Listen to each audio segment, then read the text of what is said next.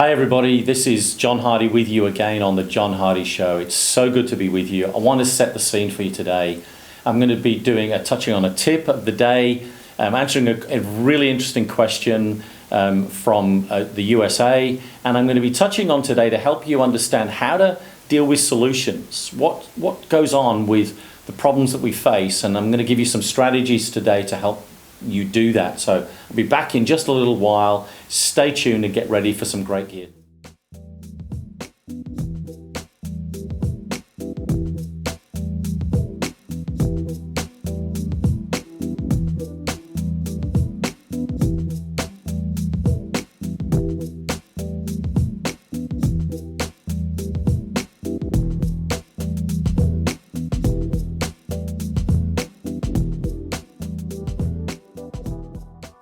Hello everybody, great to be with you once again. My name is John Hardy. This is the John Hardy Show, and I delight to work with you.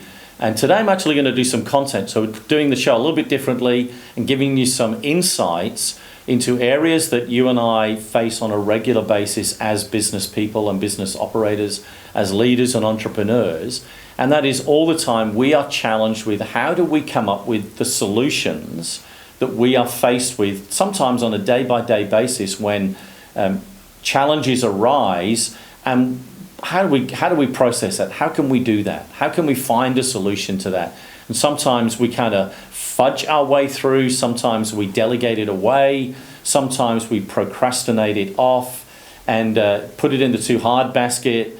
Lots of those things, and they actually don't really resolve what we actually need to do, because it will come back and either bite us in the bum or just kind of rear its ugly head and just be a little bit bigger than what it first appeared to be. So I want to share a few principles that I know that are really easy to remember and practical to actually engage in doing. So the conversation we're having is about how we can find solutions to the everyday challenges that present themselves to us on a regular basis. So here's principle number one: identify and accept your current status. So here is the challenge for us in this, is understanding where am I in this moment in time, and knowing and being realistic about that whole dynamic. So I was talking with one of my clients in the morning, and then he rang me up in the afternoon, and it was really about helping him understand where his current status is and not trying to avoid, procrastinate, put it off or whatever, but actually understand that. So we spent probably 5-10 minutes chatting about this scenario, asking some questions, and probably another 5 minutes then really thinking through, is this the strategy by which we need to recognize this is my current status and this is my current action. And yeah, he got it. It was really good. I'm really pleased for him. And I now know he is really confident about how he's got to move forward. And I simply said to him, this is going to be some really tough, hard work for the next 6 months. And he said, yeah, I can see that's where I'm at right now. And it really is important for us to know and understand that, because we often as leaders are dreamers. We're visionaries, we're forecasting the future, we're innovative, we're anticipating what's going on around us and what's happening. And I use the principle eyes down, eyes up, and eyes forward. And as leaders, you've got to be doing all three of those. And oftentimes we can be distracted by our eyes forward. What is on the horizon? Where are we taking ourselves? Where are we taking the business? And when the challenge comes and we're actually really needing to nut it out and find that solution, we really need to be using the eyes down principle and applying that to our current situation. So I would ask you to ask yourself, am I willing to identify what is going on in my world today?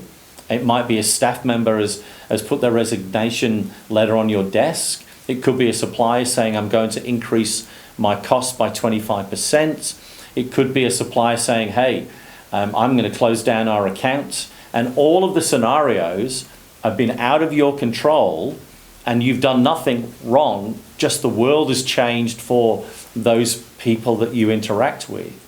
And you need to recognize your current situation, because if you don't, it's actually going to trip you up, because there is a river in Egypt called the Nile, and what we can do is kind of try to live in denial, and we can get ourselves in trouble because we're not really owning the current dynamic of the world in which we face. And I think sometimes that happens in the marketplace when we see inflation rising or inflation decreasing, or when, like in my own state of Western Australia, here in Australia, we had a massive downturn in the mining industry, and it really has impacted the economics of our community.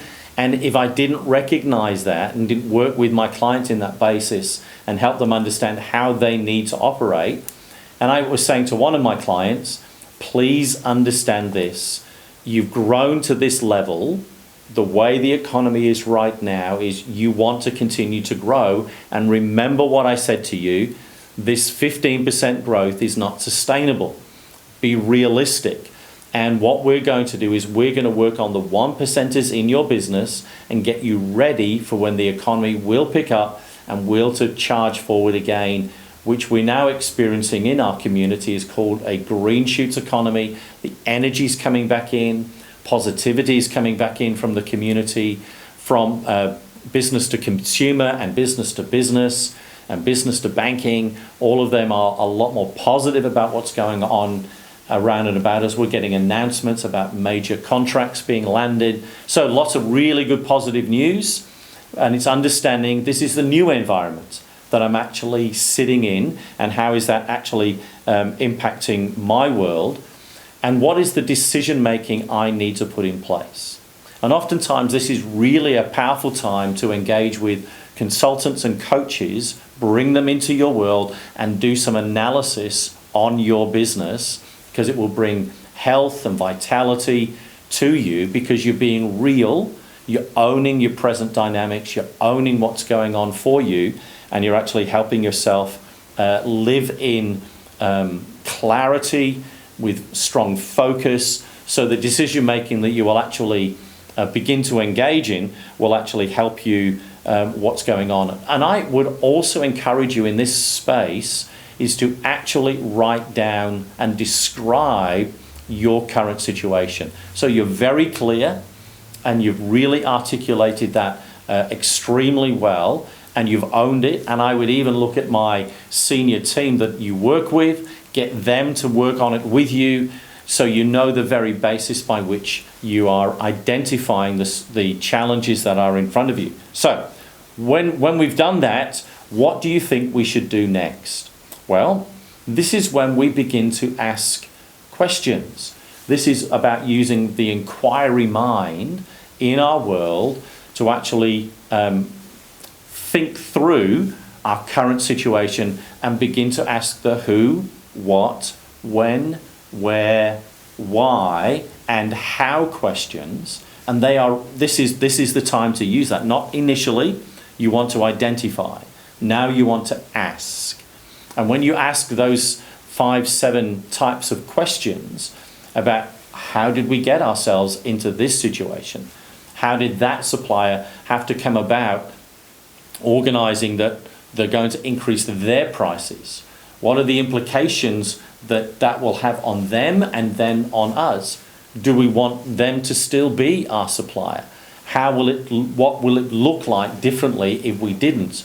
Is there other avenues for us to engage in? So this is when you just raise lots and lots of questions so you can understand and engage with that for yourselves. Because it's really powerful questions. And please, when you ask questions, don't ask questions that will demand a yes or a no answer, because that is not going to help you very much at all. What you want to do is making sure you're asking open questions that allow room for engagement and thought and contemplation and reflection, and will actually challenge you to really think it through and not just give an answer off the top of your head.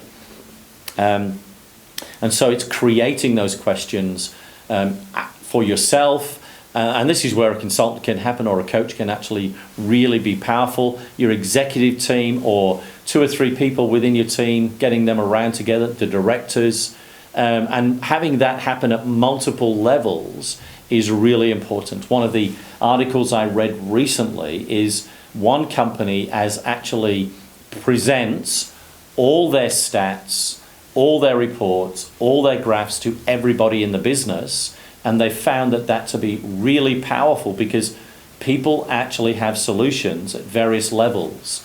And you're saying to them, please, this is our current status.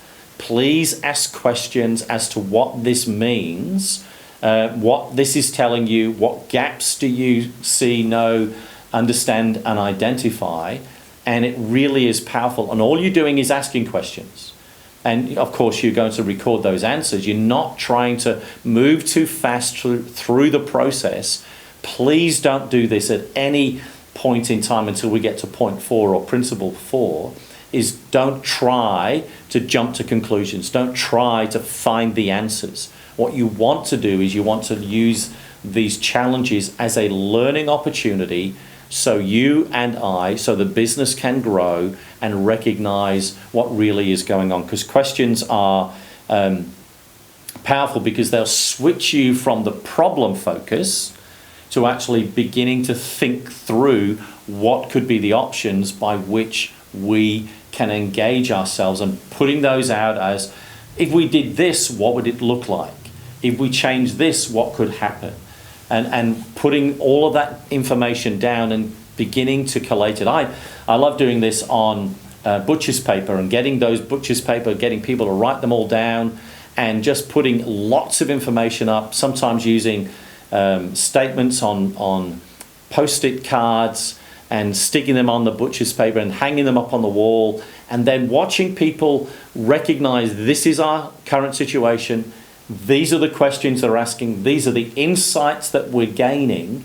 And that really is quite fascinating to see, because what you're doing is helping people reflect and dig deeper into the whole dynamic of what's going on in and around your world.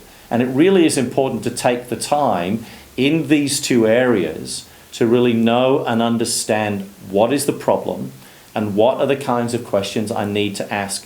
And when you think you've run out of questions, you need to ask the question, why have we run out of questions? What is it that we are missing? What is the blockage we haven't yet identified? What is the barrier? And then when you're asking questions, you can be doing a very overview of a simple SWOT analysis. So strengths, weaknesses, opportunities, threats, or barriers, whatever you might to call that. So it's either a SWOT analysis or a SWOB analysis. And that's a really interesting way to actually apply that. You might be asking questions about, what does our future look like? So this is our current situation. How can we forecast where we might go if we stayed like we are? You might want to be saying, what could be, how we might change how we're going about that. Is there an increase in staff? Is there a decrease in staff? What are those areas that we actually need to identify with and help ourselves with? Because that's really important for us to know and understand that. So questions are really, really powerful. And by capturing them, the other thing that you get to do is you actually are reflecting on, we're in this situation because we're in this situation. What has caused you as an organization to be in that? What habits, what practices, what engagements, what culture settings, what values, both aspirational and actual, have caused us to be in this situation as an organization. And it's really owning up to who you are and where you're at and what has brought you to this juncture in time to bring that challenge for you. And then you want to be, when you're asking these questions, and that's why butcher's paper is really good, because you want to bring these things into themes. And so you're not trying to move on too fast. Put them on themes, or if you've got a big boardroom, separate them out and begin to pull the themes together, and because that's going to tell you a really interesting context of what you as a team are picking up and understanding about where you're at and why you've got into that place. We're going to take a break just now, and we're going to be back in just a little while to continue on this story about when challenges come, how do we figure out a strategy by which we can develop to answer that challenge and put those practices in place so we can bring the change that we need.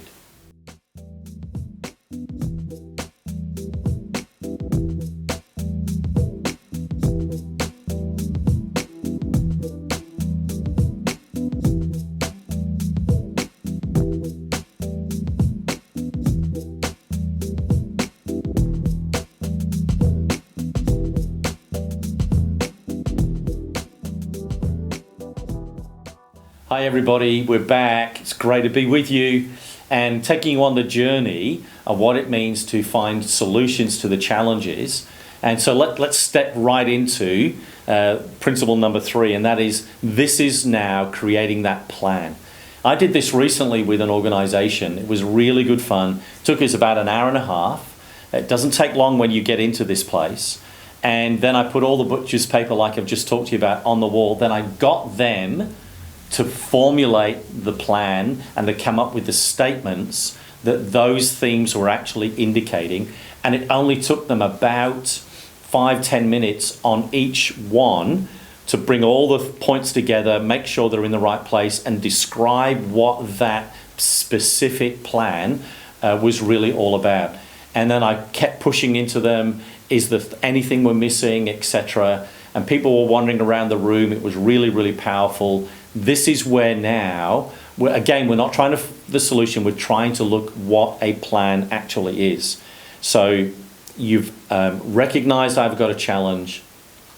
You've actually recognized your situation. You've recognized the questions, and you've created now some very key statements. Now, I don't want you to have any more than 5 key areas. If you have 3, that is really, really good, because let me tell you, it's going to be challenging enough to do 3. 5 will really stretch you. So you want to really be focused now. You want to really begin to narrow this down and to really become laser in how you engage with this, because when you're too broad, it's my shotgun arrow principle. When we use a shotgun, what we do is we fire the shotgun, and then we go on the wall and we paint a target around where the shotgun landed. And that is nice to do. We feel like, yeah, I hit the target, but it's not really going to work for you in an effective manner. But when you shoot an arrow, you know you're looking through those sights, like I'm looking right down the arrow of the camera lens right now, and you're looking through to that bullseye, and you're aiming the very point of the arrow at that bullseye, and you're saying, that's what I want to hit. And you pause and you focus and you breathe in, and then you let the arrow fly, and you watch it all the way to the bullseye, because you've already preempted that to actually hit the bullseye. That's the power of what we're talking about now when you get laser in your focus with your plan. And what you don't do with the statement of the theme is not a motherhood statement. It's smart, it's specific, it's measurable, it's achievable, it's realistic, and it's timed. And that's the power of what you're actually doing. And you're now going to create some efficiencies because you've identified what you are actually going to do. So I love it when I'm working with my clients and they write a plan down and they say, this is how I'm going to be working, and this is where I'm going, and this is how I'm going to be going about doing that. I love that, because this brings accountability into your room, because you know, oh, I've written it down. Oh, I've set some time to it. Oh, I need to actually keep that really in front of myself, in front of my executive, in front of my board, in front of my key leaders, in front of the whole organization. This is where we're going, and this is what we're about. And you're asking this question, does it make logical sense what we're about? So you've got that happening. It really is powerful, and it's going to give you some real clear and powerful measures. Lastly, this is the challenge. You're going to have to increase your activity and application. You thought, this is going to be fun. Life is going to be easier now. I've got the solution. It's going to demand of you increased effort. And that's what I love about this. And I love it when working with my clients, they understand that bringing a coach into their room is really, as one of my clients says, stressful. I'm under stress. John, what's happening to me? Why is this happening? I'm confused. And he rings me on a regular basis, and this is a delight. He's working on being a professional full-time artist. And he's a very clever guy, and he's highly talented. And I'm loving working with him, but that's his language right now. I'm stressed. I'm under pressure. But what we simply do is we set achievable goals that he can actually reach, do, know, and understand. And it really is brilliant. So he's going to be showing in one of the keynote galleries in Western Australia. And he was really concerned about framing, because if a picture that he's painted is not framed correctly, then it can be an embarrassment to him. He said, guys, we do that for you. And he was just relieved that there was some pressure off, because he went and talked to them, which I told him to do, go and talk about the contract, all of those things. And you've got to keep asking, but I'm going to be challenging you. There's going to be an increase of application and activity towards this solution that you are about. And it's going to energize you, because you understood where you were, you've asked the questions, and you've created a plan.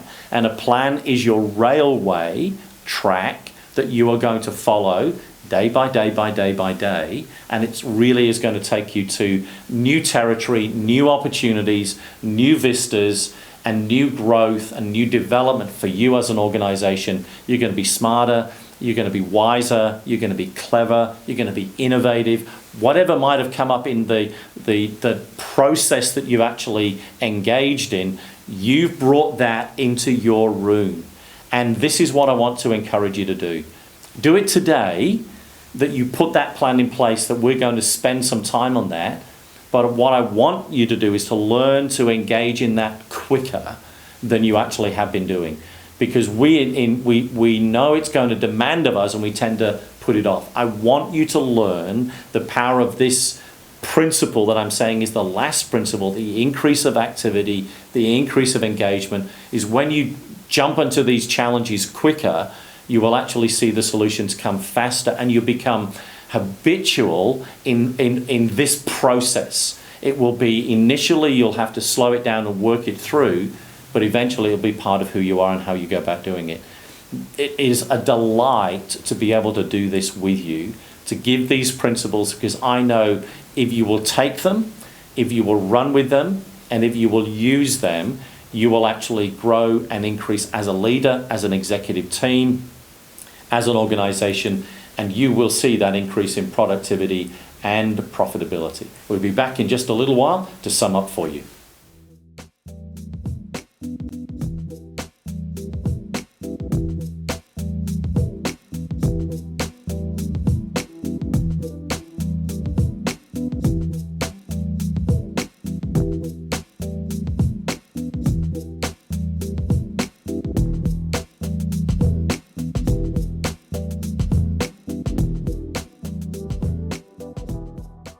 Hi everybody, just want to bring a summary of the thoughts that I've shared with you on these principles when you face a challenge.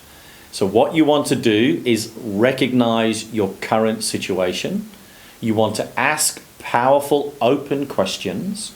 You want to then create those multiple answers that you've written down into very succinct manner, into a 3 to 5 point plan, and no more than that. If you've got any more, park them into another space and say, we will come back and reflect on that as we process our way through.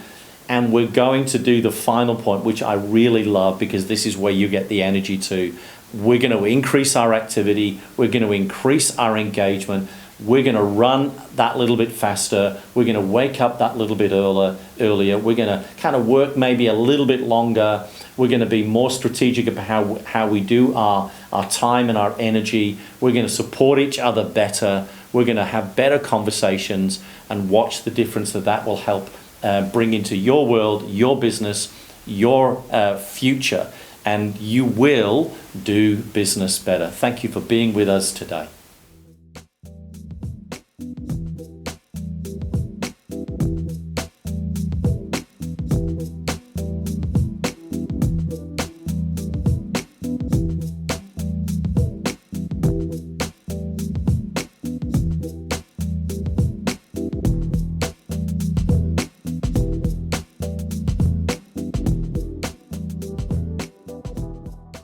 Hi everybody, just want to bring a summary of the thoughts that I've shared with you on these principles when you face a challenge.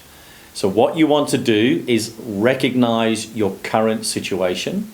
You want to ask powerful, open questions.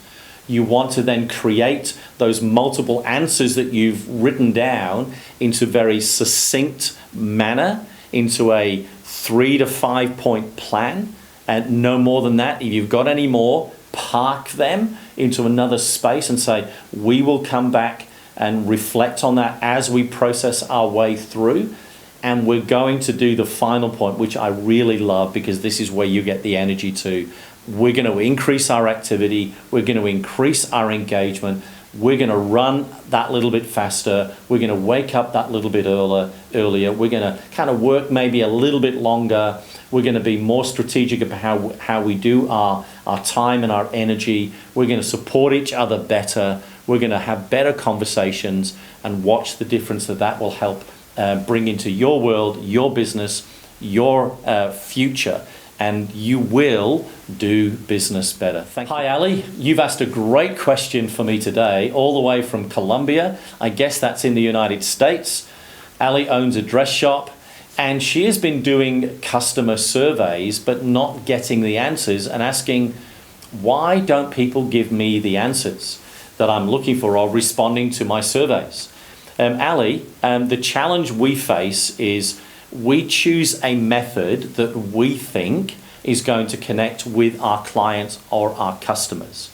What I would encourage you to do, Ali, is the next set of customers that come in say, this is my question. I would love to know how you know, like, trust my business, how you know, like, trust what I do, and the widgets that I share with you as a dress shop, and the styles that I have, and I'd love to know what you think about my business. So how is it the best way that I can actually get you to do that?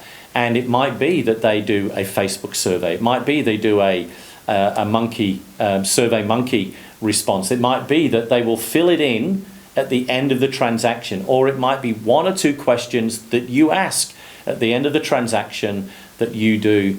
Or it might be some subtle ways in which one of my clients does with his clients when they come in. They're asking information all the time, and what they do is they then go and put that into the own survey, because they know the questions that they want to ask, the information they're getting from their clients.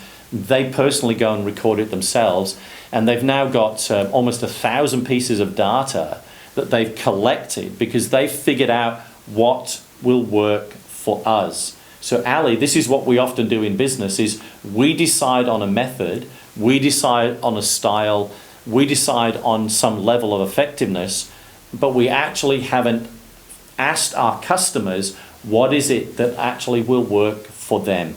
And I see this happen all the time in business, and even on some of the business shows I watch, that business owners do not read the client's climate. They don't read the client's culture. They don't read the client's context. And they superimpose their own behavior, their own styles, their own inquisitiveness on that, and expect the clients to respond the way they want them to. Sorry, it's not going to work. So Ali, simply begin to ask questions. Is there any other methods that I could use? Is there any other ways in which, when you ask your clients, that they would like it? Is there a survey I can write for myself, and as I listen to what my clients tell me, I just go and fill in my own answers? Lots of different ways. But Ali, here's the thing. You actually might not need to ask survey questions. Because when you actually analyze your finances, is it telling you that the business is actually being effective?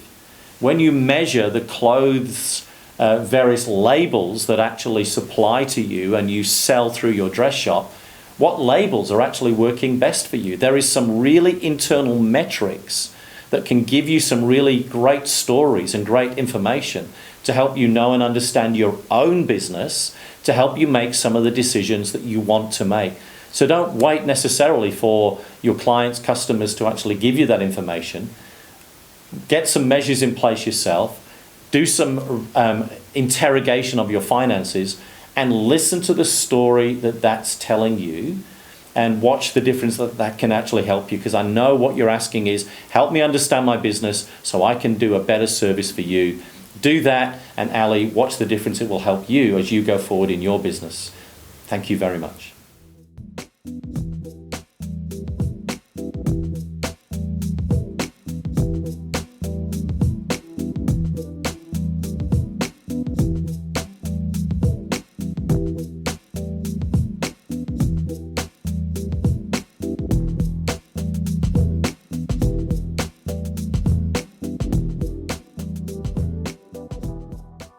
Hi guys, business tip of the day, learn to say no.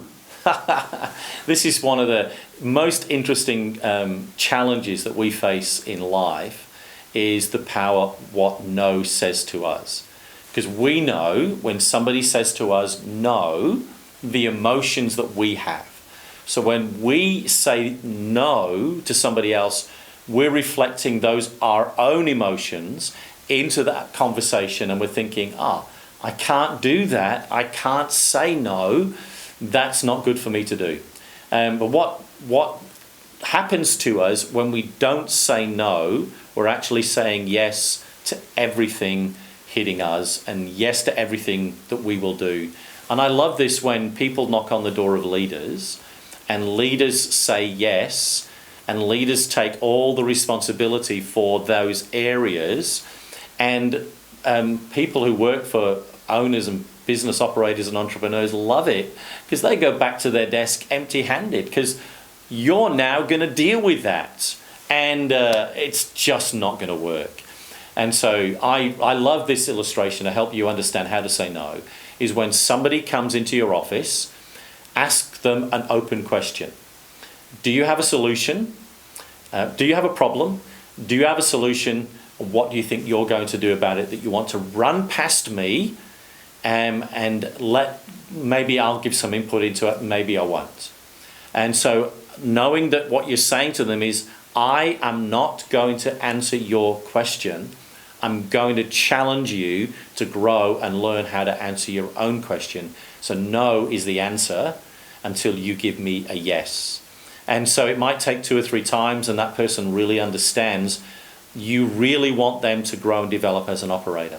You've got to sometimes say no to suppliers when they want to say, I want to increase my cost onto you. Say no. See what happens. They'll take a step back and think, nobody's ever said no to us before. Everybody always takes the price increase. Why? Because nobody has ever said no. The power of no is amazing. It stops a whole bunch of stuff impacting our world. And when we say yes, we're letting the tail wag the dog. When we say no, it doesn't mean necessarily no. It means, no, right now, I need you to give me more information. I need to assess the situation. I need to take time to reflect. There's a whole bunch of dynamics going on because you are saying no, and challenging people to actually come up with a better solution, come up with a better plan, come up with better information, come up with better metrics, step back and go and refine their supplier's price and say, no, I'm not going to agree to that. One of your staff member wants a salary increase. No. Come back to me, though, with why you think it could be justified in this economic situation and where the business is at, and bring a business case to me. So there's lots of ways in which you can help the world in which you operate, suppliers, contractors, staff, senior exec team, stakeholders, anybody in and around your business. When you say no, you're challenging them to think through their issues and actually build their case. So when they do argue their case and you say, oh yeah, I get that. Yeah, we'll do that. That is now a yes. Let's jump in and let's make that happen. Because what you want people to do is empower them to be engaged. You want organizations around you to understand that you're not just going to let life dictate to you. You are a leader. You are taking the business forward. So learn to say no, practice it once every day, and watch the difference that it makes into your world. What I want you to do, hey, this is really important because every week I'm recording for you, so please subscribe and then tip the bell, because what that does is sends to you, new content is up on the website for you to take a hold of, and I want you to listen because we do this, I do this, so you can do business better.